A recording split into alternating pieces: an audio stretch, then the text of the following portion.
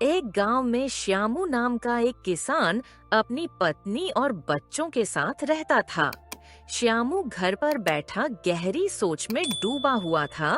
तभी उसकी पत्नी आती है और कहती है, कहाँ खोए हुए हो? ऐसे खाली बैठकर सोचने से कुछ नहीं होगा।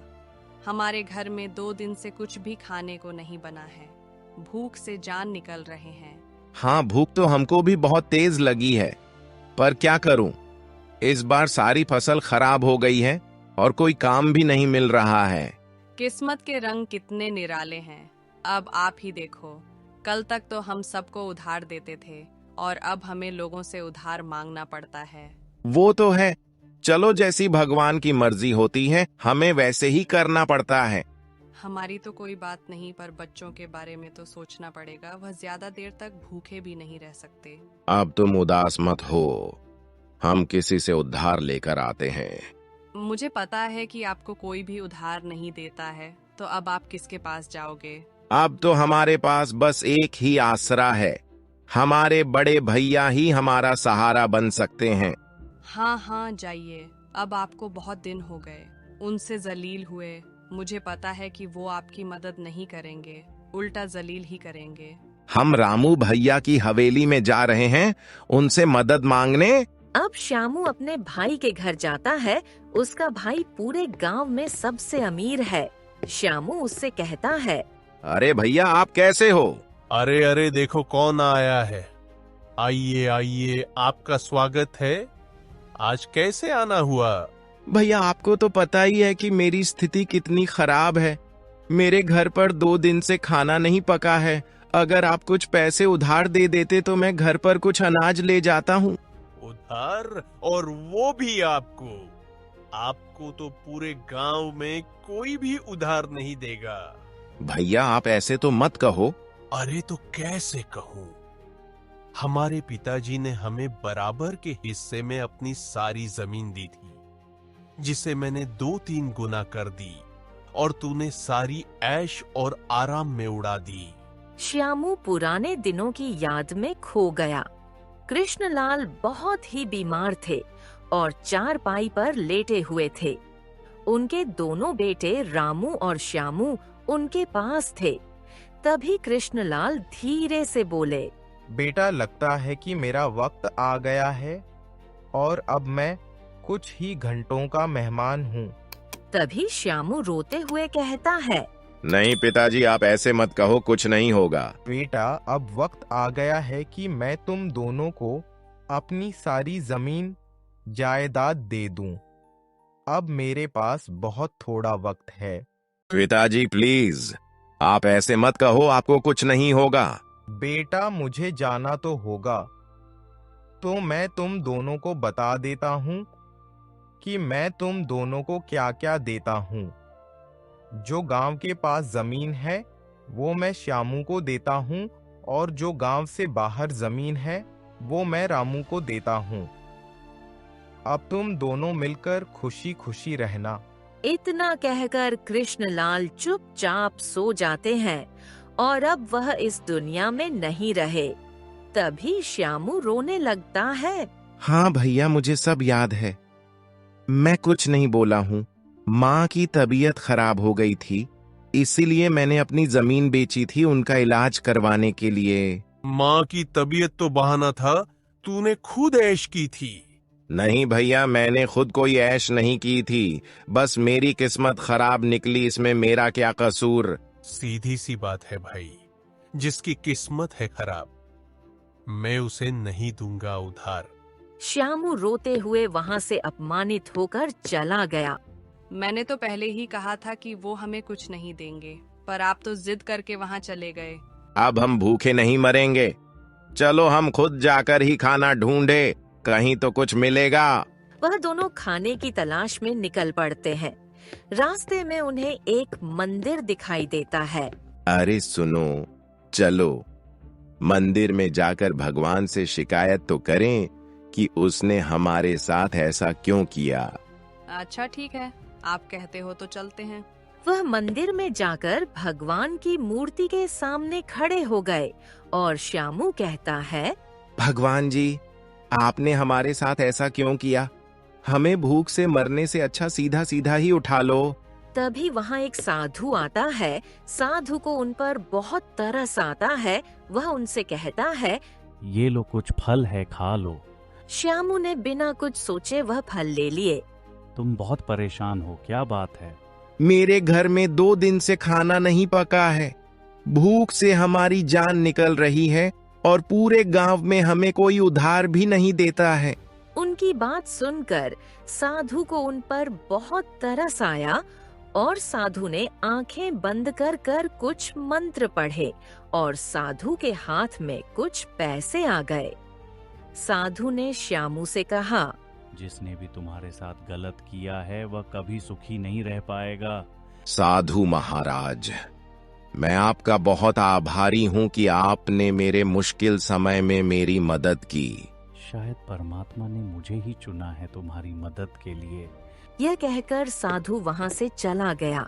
श्याम और उसकी पत्नी घर चले आए। अब श्यामू कहता है, अरे भाग्यवान, तुम खाना बनाने की तैयारी करो और मैं बाजार से कुछ राशन खरीद कर लाता हूँ।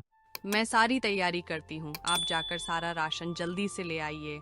श्यामू घर से बाजार के लिए निकल पड़ता है। बाजार जाकर वह सारा राशन लेता है और घर वापस आ जाता है। ये लो भाग्यवान, मैं राशन ले आया हूँ। जल्दी से तुम खाना बना लो, बहुत भूख लगी है। अभी मैं खाना बनाती हूँ, बस थोड़ा सब्र कीजिए। श्यामू की पत्नी खाना बनाने लगती है। कुछ देर में खाना बनकर तैयार होता है और वो सब पेट भरकर खाना खाते हैं। हमारे लिए तो वह साधु ही भगवान है। बोल तो तुम बिल्कुल ठीक रही हो। जहाँ अपनों ने मदद नहीं की, वहाँ एक अनजान शख्स ने हमारी मदद की है। अब श्यामू के भाई रामू के घर पर एक बुढ़ा आदमी आता है। वह गरीब है, खाने की तलाश में इधर उधर भटक रहा है। वह रामू से कहता है, बेटा कुछ खाने को है तो दे दो, मैं 3 दिन से भूखा हूँ। अरे अनाज के भाव देखे हैं क्या? मैं तुम्हें ऐसे ही फ्री में कैसे दे दूं? बेटा मेरे पास पैसे नहीं है। तुम जाओ यहाँ से, यहाँ तुम्हें कुछ नहीं मिलेगा। बुढ़ा आदमी बेचारा बेबस होकर वहाँ से चला जाता है। अब वह श्यामू के घर जाता है और कहता है, बेटा कुछ खाने को है तो दे दो, मैंने 3 दिन से कुछ नहीं खाया है और मेरे पास पैसे भी नहीं है। अच्छा कोई बात नहीं, आप आइए अंदर। अरे सुनो, क्या हुआ जी? ये काका 2 दिन से भूखे हैं। जो खाना पड़ा है वो इन्हें परोस दो। अभी परोसती हूँ।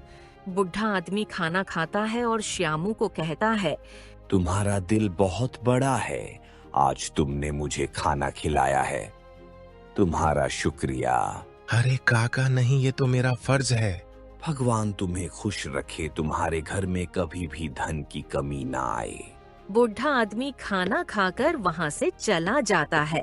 उसके जाने के बाद श्यामू कहता है, अरे भाग्यवान सुनो, मैं मुखिया जी के घर जाता हूँ। उनके पास बहुत सारे खेत हैं, क्या पता कोई काम मिल जाए। इतना कहकर श्यामू मुखिया के घर पहुँचता है और मुखिया को कहता है, मुखिया जी, अगर आपको कोई मजदूर की जरूरत है तो आप मुझे काम पर रख लीजिए। अच्छा किया श्यामू, तुम आ गए। मुझे भी एक मजदूर की सख्त जरूरत है। अगर तुम थोड़ी देर नहीं आते तो मैं किसी और को काम पर रख लेता। ये सुनकर श्यामू बहुत खुश होता है और मुखिया से कहता है, मुखिया जी, आपका बहुत बहुत धन्यवाद। मुझे कोई काम नहीं मिल रहा था, आपने मुझे काम दिया। श्यामू, मुझे एक मजदूर की जरूरत है और तुम आ गए तो धन्यवाद वाली कोई बात नहीं है। तुम ऐसे करो कि तुम आज से ही काम पर लग जाओ। ठीक है मुखिया जी, मैं आज से ही काम पर लग जाता हूँ। श्यामू बहुत ही मेहनत और लगन से अपने काम पर लग जाता है।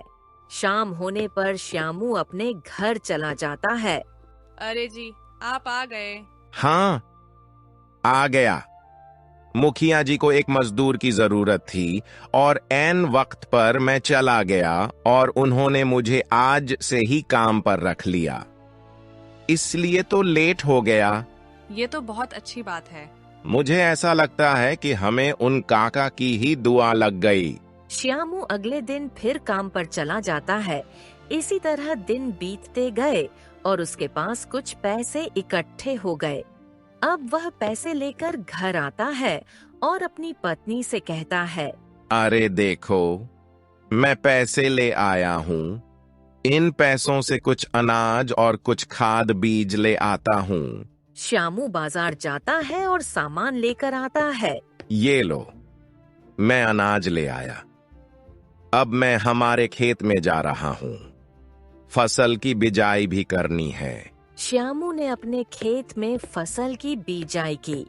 कुछ महीनों बाद उसकी फसल बहुत ही सुंदर और अच्छी तैयार हो गई। मैं खेत जा रहा हूँ, आज फसल निकाल कर बेचने जाना है। उधर रामू के खेत में सारी फसल खराब हो गई। एक भी दाना नहीं बचा और श्यामू ने तो अपनी फसल बेचकर बहुत अच्छा मुनाफा पाया। कुछ दिन बाद रामू के पास कुछ नहीं बचा। वह श्यामू के घर आता है और कहता है, मेरे भाई, मुझे माफ कर दो, मेरे से गलती हो गई। अरे भैया, पर हुआ क्या है? मैं पैसों के घमंड में अपने भाई को बुरा भला कहता रहा। आज वही मेरे हालात हो गए हैं कि एक वक्त का खाना भी नहीं है। क्या तुम मुझे कुछ अनाज दे दोगे? जैसे ही मेरे पास पैसे आ जाएंगे मैं तुम्हें दे दूंगा। भैया, ऐसी कोई बात नहीं है। आपको जितना अनाज चाहिए आप ले जाइए। तुम्हारा दिल बहुत बड़ा है। मैंने तुम्हारे साथ गलत किया और तुम मेरी मदद कर रहे हो। आप मेरे बड़े भाई हैं, भला मैं आपको कैसे मना कर सकता हूँ? रामू की आंखों में आंसू आ जाते हैं और सब बहुत खुश होते हैं और खुशी खुशी रहने लगते हैं।